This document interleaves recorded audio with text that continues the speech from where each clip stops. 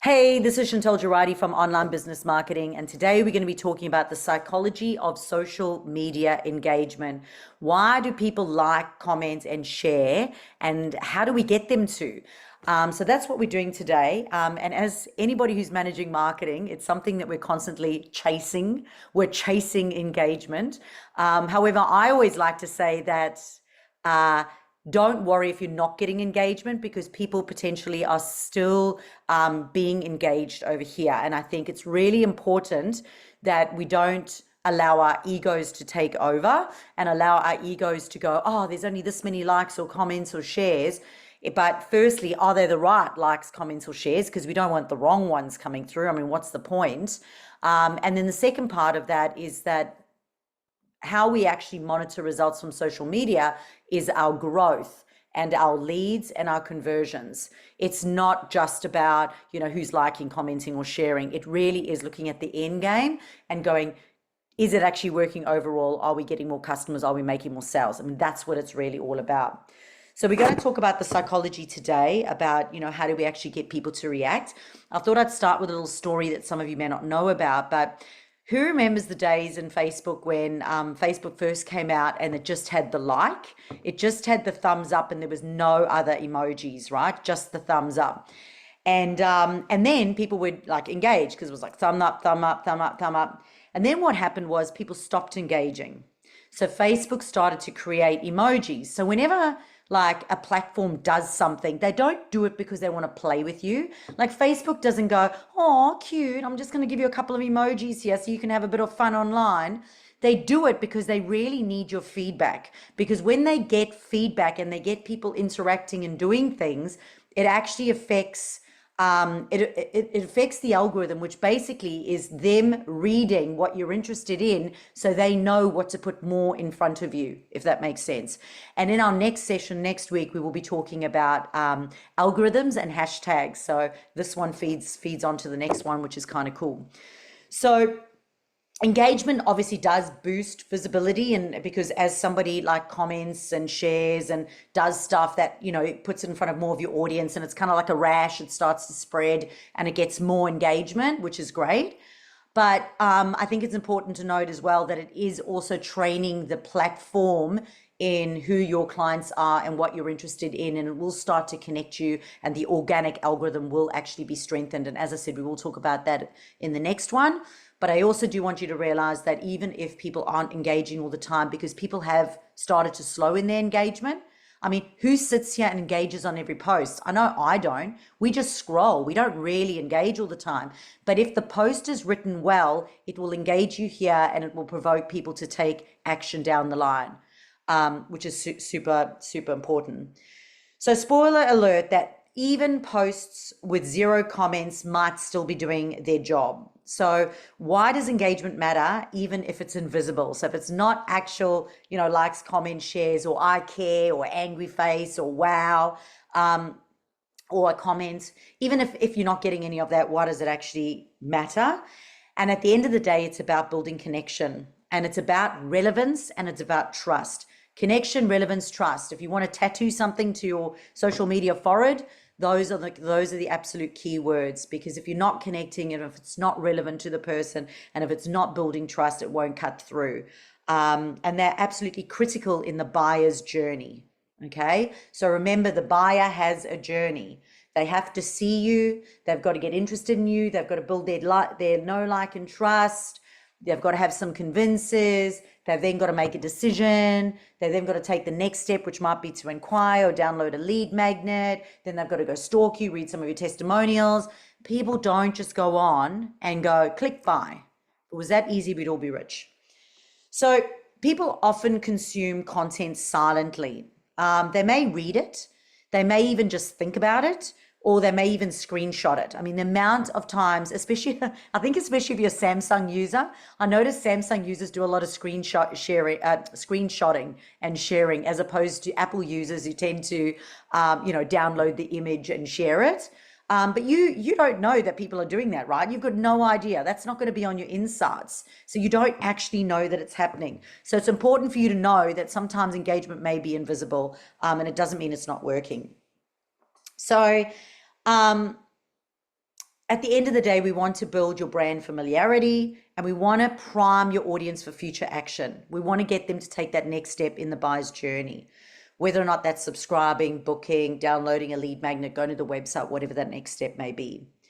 So engagement metrics obviously are something for you to be monitoring. You need to be monitoring that and you need to understand the psychology behind it. But the reality is it's important for you to note that people may still be engaging behind. So don't get sloppy with your content because you think, no one's engaging, don't worry about it. Still make sure that you are still making sure it is engaging. So what are 4 things that drive people to engage on social media? And we spoke about it already, and that is relevancy and connection. So number 1 is relevancy and connection. So what is relevancy and connection? Well, it's about content that is relatable to their beliefs, their struggles, their goals, their aspirations. It makes them feel seen. It makes them feel like you understand them.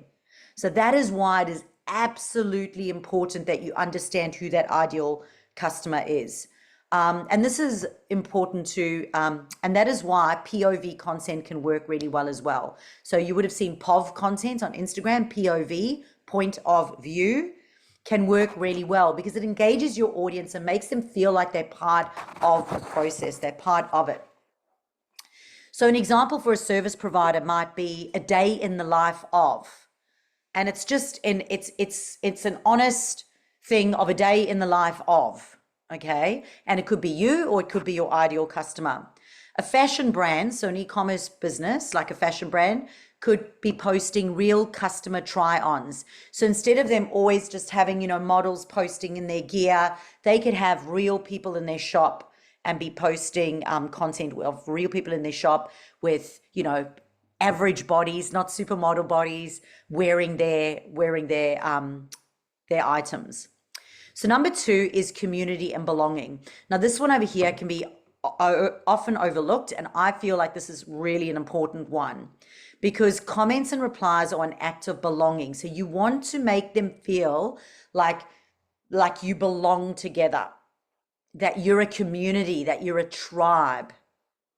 And for those of you who've previously watched my blog on DISC profiling, DISC, it explains that there's 4 different personality types. There's D, which are outcome focused, I, which are which are very much connection-based people. There's S's, which are steady, and there's C's, which is conscientious and process-driven. And with community and belonging, I personalities very much like this type of content because it's like, be one of us, be our tribe, wear that or follow this because we're all into it. So we'll all get along and do it together. So you might create content that, polls, for example, that might say, which one are you? Are you a person who recycles or are you a person who doesn't recycle, for example? Or you might invite comments, which might be like, tell me more below, or what is your go-to? So you're asking them for their opinion, you're asking them for their feedback, and you're happy to have a 2-way conversation. And I think that this is a good one for relationship building because it's kind of like if you were dating someone. If you were dating someone and you just went me the whole time, and you never and wouldn't be that interested, right? So I think in your content, it's important to note, even though it's written content, it's still important for you to actually ask them their opinion or get them involved in your actual marketing.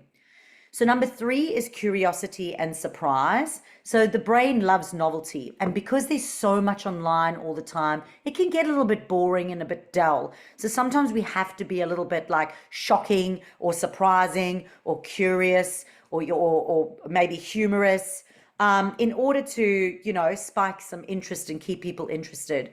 Now, this is why that hook is really important. So for those of you who listen to me frequently, you hear me always talking about the 4 points when it comes to creating any form of content. And that is number 1, you have to have a scroll stoppable hook that stops the right person from scrolling. So that hook really does have to cut through and qualify and disqualify the right person. That is what will engage them. You could, for example, even do educational carousels with myth busting facts. So it's like myth buster.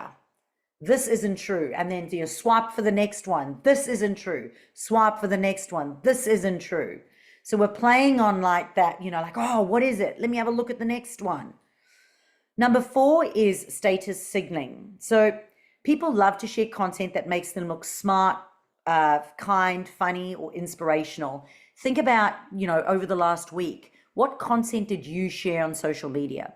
I always share motivational quotes. I always share funny memes. I love my dog, so I'm always, sharing funny dog reels. So think about the type of content that you like to share, and then think about what type of content would your ideal customer like to share with their friends. So it could be an inspiring quote, or it could be a post that aligns with their values as well. So how do you use these across all the different platforms? Well, let's talk about Instagram first.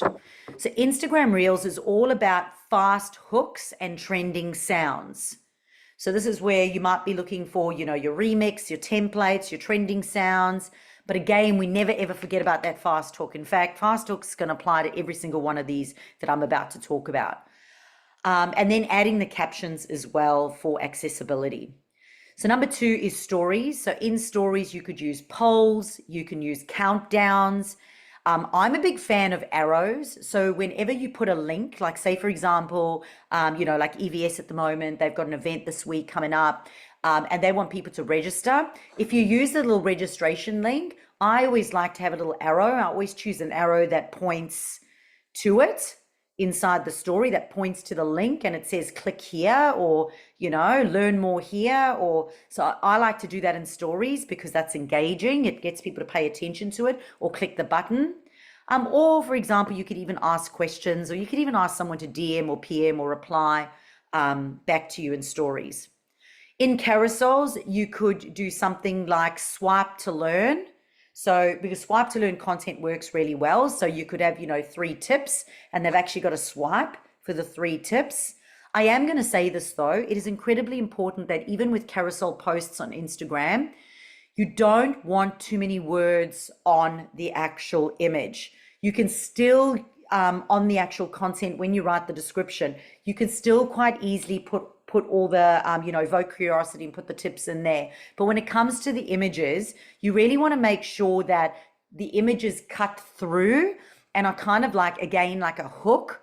But you don't, I see people writing and filling up a whole thing. And the reality is you cannot read it on an image. So it's better to make it kind of prettier looking and only to have about 25% of the graphic covered in text. I know with ads, they only allow 25% of text. They favor it. So I imagine organically they would favor the same as well, that only 25% of the graphic is text. So a tip is to make face to camera and brand visuals for trust and variety. So, that depends whether or not you're part of your personal brand, but making sure that you have your face there. If you are part of your personal brand, or making sure you've got your logos or your colors or your fonts, and there's consistency in that because it's Instagram, it's picture based. All right, so let's talk about Facebook. Facebook groups for engagement. It's important to ask genuine conversational starting questions. Now, this used to be incredibly hard, but if you've customized your ChatGPT, like I've taught in one of our previous episodes, and you've customized your ChatGPT, you can literally go in and say, this is our group. Our group is for these people who are struggling with this problem, and this is the outcome we want. What are some good conversational starting questions? For number 2 for Facebook is polls, and you can do exactly the same. You can ask it for some poll ideas for Facebook groups that are going to evoke curiosity and get people engaging. It is important that you've customized your ChatGPT properly. And when I say properly, it means properly around who your ideal audience is. Because if you've done the hard work in defining that audience and getting that right, ChatGPT is going to spit out some stuff that will get engagement, as opposed to cookie cutter fluffy stuff that won't get engagement because you haven't really delved into your niche thoroughly enough. So when it comes to your pages, you can repurpose high performing content, from your website, from blogs, from Instagram, any content that has evoked a lot of curiosity, has got a lot of engagement, it can go into social media as well. Another great way to work out what that is to obviously look at your insights. So for example, whenever I talk about laptop lifestyle tips, and I actually talk about laptop lifestyles, not all it's cracked out to be, because everybody aspires to it. Every time I do that post, I do it in my pajamas, sitting in my bed on my laptop. My pajamas aren't that sexy, don't worry, but I still get a lot of engagement. In fact, I can get more engagement from those posts than I can for my reels, for my carousels, or anything else. So yeah, it's important to look at your insights, because else you wouldn't know that. So let's talk about LinkedIn. So in posts, again, use strong first lines, which again is around that hook. Still tell stories, be personal and professional. So although LinkedIn is more professional, storytelling and being personable is still very important. LinkedIn carousels are perfect for step-by-step posts or industry tips. So step-by-step or industry tips. And then for videos, you could be sharing short lessons, wins, or reflections. Again, especially your face to camera. So for example, we will repurpose our podcast interviews from great quotes that myself or the other business owners have said inside our podcast. We used a script. We cut those up to make them into short form video tips, and we can share those onto LinkedIn. Last but not least, we've got YouTube. So YouTube shorts are basically like reels, and you can just grab people's attention with them and deliver value really fast. Now, we have found that YouTube shorts are doing a fantastic job at getting subscribers on our YouTube channel. So before YouTube shorts, our YouTube channel, we'd have a really slow burn of subscribers and video watchers. We have found that doing short YouTube shorts, I'm not sure how many times a week we're doing it. I would say maybe probably around 2 to 3 times. Brooke, if you're there, maybe you can answer. Yeah, there we go, Brooke. Thank you. 3 times a week. So we're doing shorts 3 times a week on YouTube, and that has significantly helped our YouTube channel, which is awesome. Tutorials. So again, answering your ideal clients' questions, because we all know that Google and YouTube, #1 search engine. So it's about creating content that people are searching for online. So if we want to engage our audience, again, we've got to have that scroll stoppable thumbnail, that scroll stoppable, short that's going to grab their attention, and of course, relevant call to actions. And then for YouTube as well, it's about the behind the scenes content. So it could build connection. So similar things may work, like point of view, behind the scenes, how to tutorials, tips, can all work on YouTube as well. YouTube is a really slow channel to get going, but I always knew it was one that I was prepared to do that. And I think I've had mine now for about 5 years. And I'm happy I've done it, because it is a slow one to get going, but it is certainly beneficial. And with Google being the #1 search engine, YouTube being #2, and part of Google, it is something that you should most certainly not be neglecting. I'll throw this one in with YouTube, just when I'm thinking about it. In order to get people to engage on YouTube, throughout your video, it's important to ask them to comment, to like, to share, to subscribe. You'll often notice in YouTube videos, they'll have a little like, add us to your favorites, or subscribe, or leave a comment below. Again, a lot of sort of like little action steps to try and get them to do it. Probably not something I do enough of, because I'm podcast recording and I'm doing this masterclass, so we don't do it throughout our videos. But I would recommend it if you are specifically doing YouTube tutorials or trainings, that you do go in and ask them to subscribe, and leave a comment below, ask a question. So engage your audience with those same questions. All right, so let's have a look at what works for service-based businesses versus e-commerce businesses, because it can be slightly different. So from an educational perspective, for service-based, you could be sharing frameworks, frequently asked questions, how things work. For e-commerce businesses, you could be showing product uses and showing tutorials. For testimonials, for service-based businesses, you could use client case studies And for e-commerce, you could be using user-generated content or reviews. For community content, for service-based, you could be asking mindset, values, or opinion-based questions. For e-commerce, you could be asking them to create product-related polls or surveys. For behind the scenes, for service-based, you could be showing team behind the scenes, client work, planning days. And for e-commerce, you could do order packing, fulfillment, or sourcing of products. For call to actions, for service-based, you could do book a call, download a resource.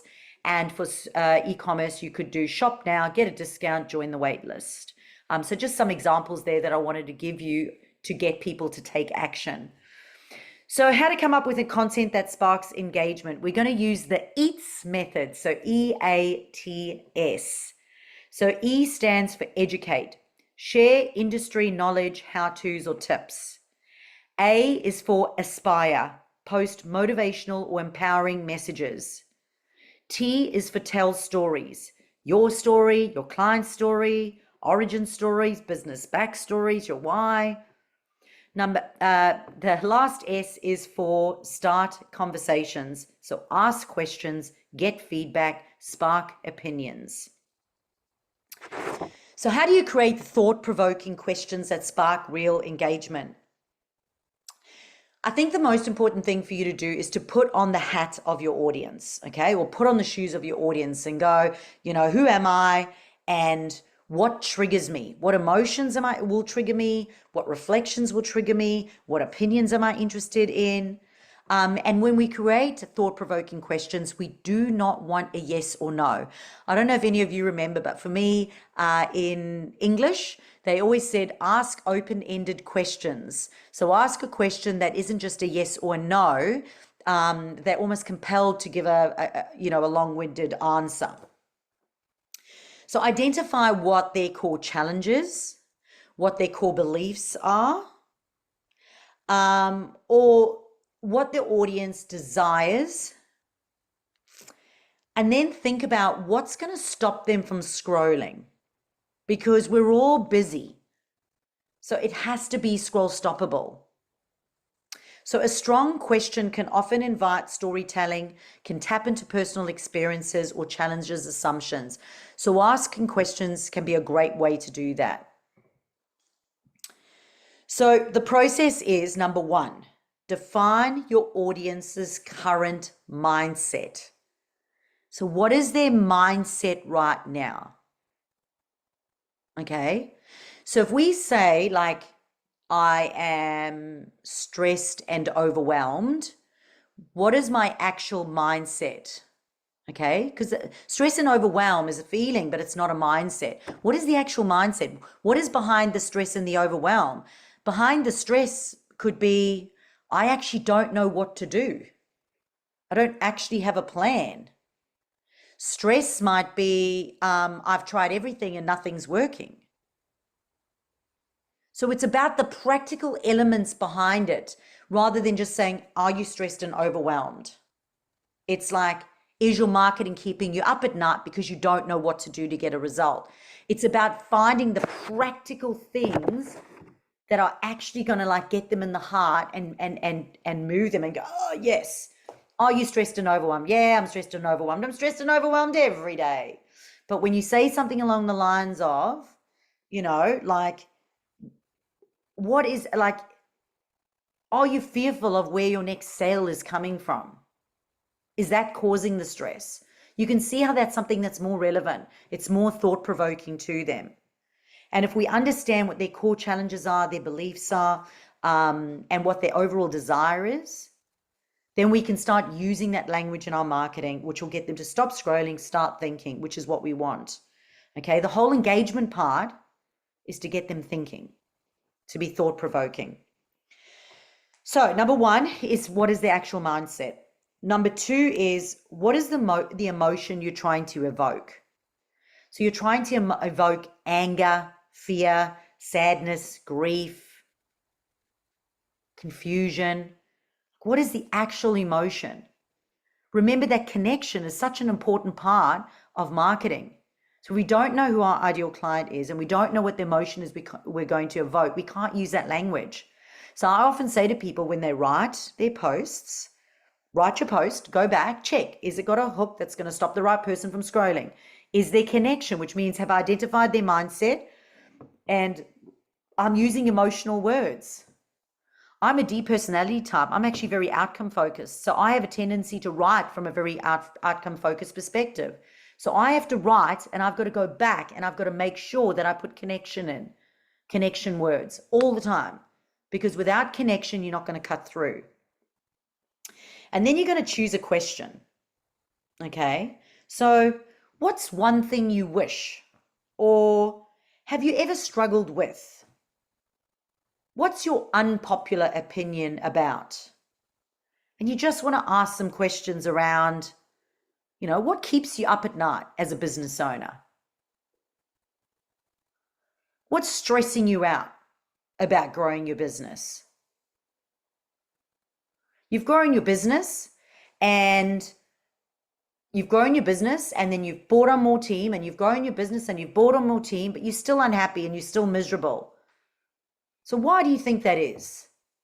So when you actually understand what the emotion and the mindset is and you put that language in, it can cut through. And when you ask those questions, remember, if I just ask that question, do you think someone's going to write back and go, oh yeah, I do stay up every night crying like a little baby. I can't get out of bed because I'm so upset about my business. They're not going to write that in a social media post, but they are going to have it here and they're going to go, you know me, and they're going to start reading your content more. So for example, a service-based business could ask, what's one piece of advice you wish you ignored when you started your business? Because that's going to prompt them to be vulnerable and probably tell their story.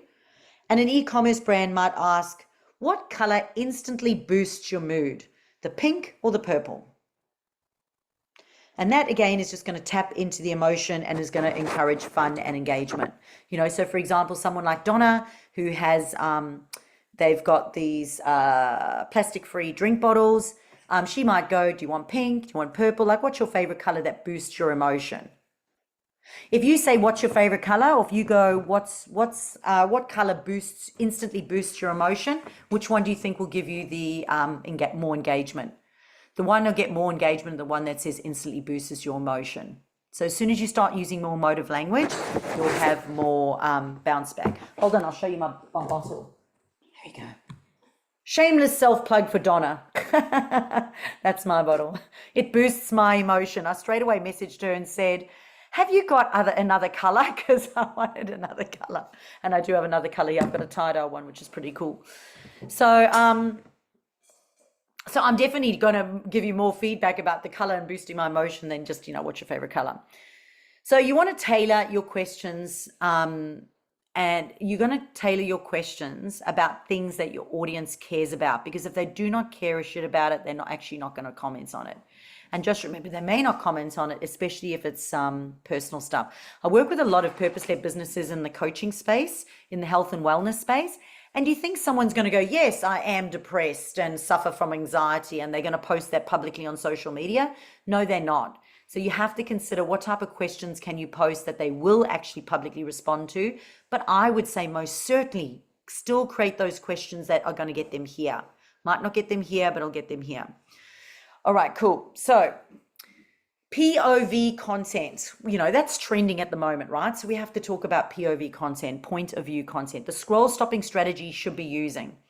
So adding some POV content is really good right now because it is trending. Why? Because it flips the script. Instead of telling your audience what you think, you're now stepping into your audience's shoes and you show them that you get them. You understand them. They are part of your tribe. They're part of your people. There's connection. There's relevancy, a sense of belonging, community, trust. All of that happens when you use this type of language. So POV content is all about perspective. And when people feel seen or understood, they react. They like, they comment, they share. I mean, I'm going to say probably alone today, I probably shared 2 pieces of POV content to my girlfriends. And the one was about there's 2 friends in a car, and the one in the car is like going off to music and doing this, and the other one's sitting there like this going, what? Like, what the hell? And all my friends are sharing it to each other, going, who's who? Like, who's who in the car, right? So when you understand your ideal audience, you can go, it's great. So if you, for example, if you've got a business owner and the business owner's sitting there and they're scratching their head and they're going like, don't know what to do, or whatever, and all the marketing team on the background and they're running around and everybody's running around but not actually doing anything, it's like POV. Like, is this your marketing team? And they look at it and go, oh my God, yes, that is my marketing team. I don't know what I'm doing. They don't know what they're doing. It's just wild. Let's change that. So they see themselves in it. So examples of POV content that drives engagement. Number one could be you're a business owner who's had an update your website on your to-do list since 2021. So it's funny, relatable, and people will save it and share it because it's like, yeah, you said you were going to, your New Year's resolution in, 1993 was to update your website, and now it's 2025 and you still haven't done it, right? POV might be you're scrolling at midnight, wondering why your marketing isn't converting. POV might, you're a VA who's expected to run the whole business but doesn't have the strategy or direction.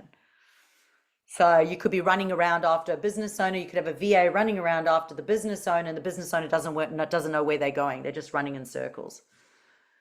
Or for example, you just bought a $49 course again, and you haven't even logged into it. Okay. So they're just different examples there of types that you can use. So the types of POV content you can create. So on Reels, you could use voiceovers. So you could use a voiceover, or you could use a trending audio to dramatize your inner thoughts. I know, like in Halloween, we had like all the Halloween music in the background, like do do do do do do do, and it was like people coming out, trying to do their marketing, and they were all like ghouls and ghosts, and had a lot of fun with it. It was heaps of fun. Posts, you could start with a POV and just ask a question.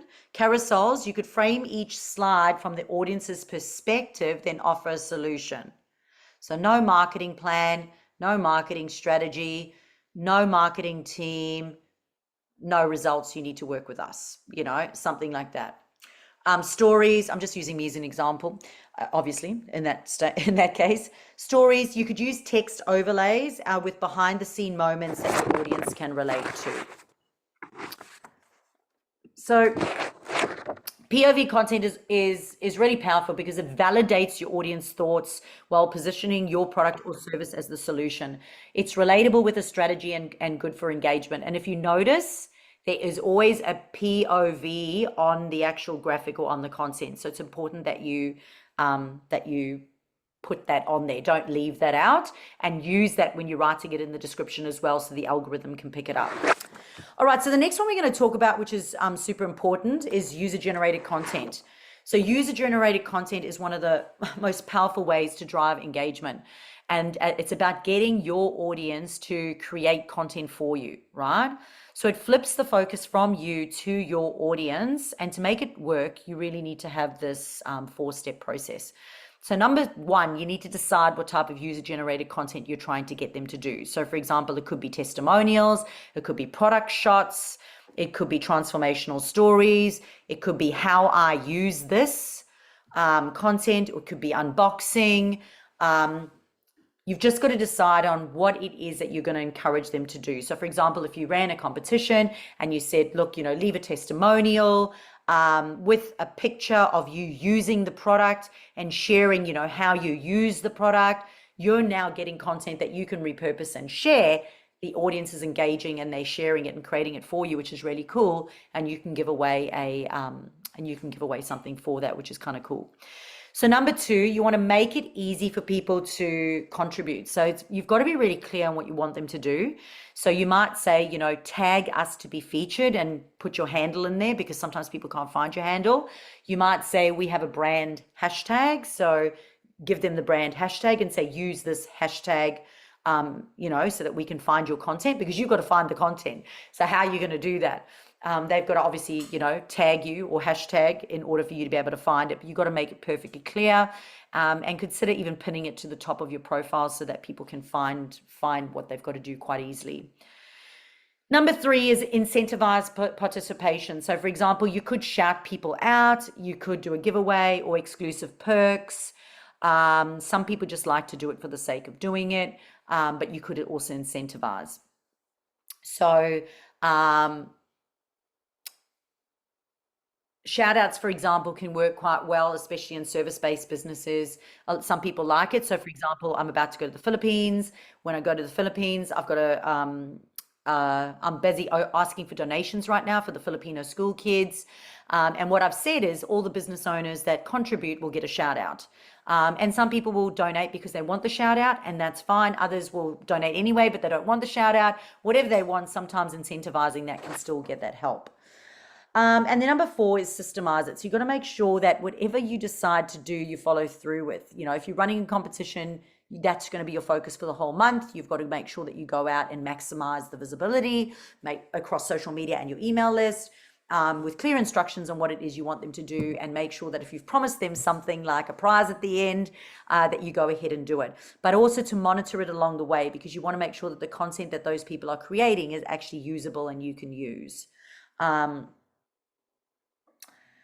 All right, so for service-based businesses, this could look more like, send us a video of your behind the scenes. So I might go, because I'm a service-based business, I might say, right, Donna, Alison, Daryl, I want you guys to create behind the scenes videos of your day-to-day and how you work, and send it through to me with a testimonial, or post it on the social media, and I'll say which platform, and make sure you tag or hashtag me. When it comes to an e-commerce business, though, it's a lot easier. They could use the hashtag unboxing, and then, for example, unboxing, and that you could say, when you get your gift, take a short video of yourself unboxing. They tend to work well for e-commerce businesses, and tag us as well. If you don't want to do a video, you could do a still shot of your product and how you like to use it.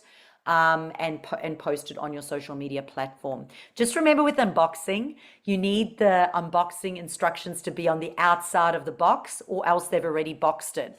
So for example, I had a product today that arrived. They bamboo sheets where the dog hair doesn't go into it, because I've got 2 dogs.